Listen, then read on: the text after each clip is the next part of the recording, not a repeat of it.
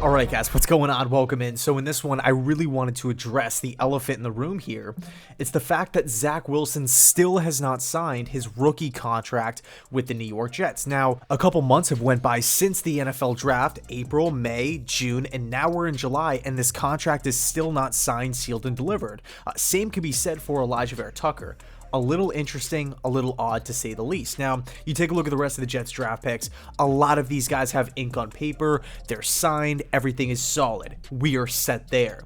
But it's just a little interesting that Zach Wilson and Elijah Vera Tucker, those are the guys that the Jets' top two picks that they made in this past draft, are still unsigned. Now, it's not the biggest deal in the world. There's other first-round picks that are still unsigned, like Rashawn Slater, Mac Jones. Trey Lance is another guy who still remains unsigned. Who else? Travis Etienne. By the way, we actually got word a couple days ago that Trevor Lawrence just signed his rookie contract. Okay, so it's not out of this world crazy. I don't feel like the Jets are botching this situation.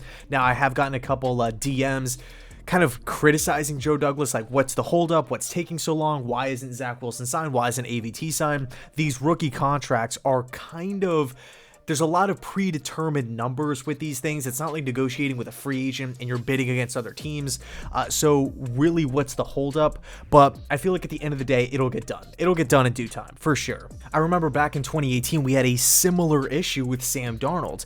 There was a little bit of a lull in between the draft and Darnold showing up and signing that rookie contract. I don't think it was until late July until that thing got done. Now, he was the day one starter at the end of the day. They ended up trading Teddy Bridgewater. The rest is history. The one thing that really annoyed me about the Darnold situation is that he started to miss time. Like, I remember specifically he missed multiple days of training camp, and if we're in a situation like that, where Zach Wilson is the guy, if he is the starting quarterback for this football team, and this deal isn't signed by the time training camp rolls around and he starts missing days, yeah, that's going to be a major issue. Now, funny enough, I actually just posted a video about this not too long ago here, but it was about Zach Wilson's leadership, his work ethic, how he's handled himself since being a member of the New York Jets, and it's been undeniably great. Up through this point, he has acted exactly how your franchise quarterback is supposed to act.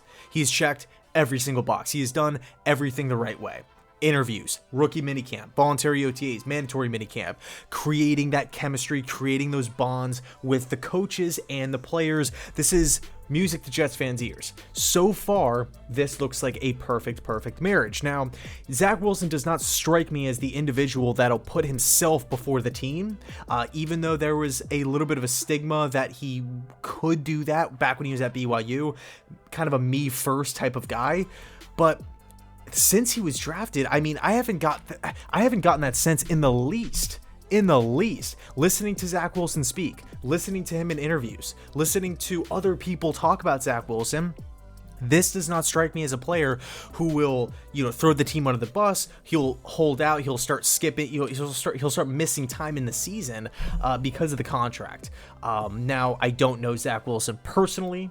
I wish I did. I feel like he'd be a pretty cool guy, but those are the impressions that I get from not only just Zach, but from the situation itself. So at the end of the day, I do feel like it'll be worked out, hopefully sooner rather than later. I mean, who knows? Maybe it's happening right now. No notifications. Okay, so maybe it's not happening right now, but again, in time, I feel like both contracts for not only just Zach Wilson, but for Elijah Vera Tucker will be signed.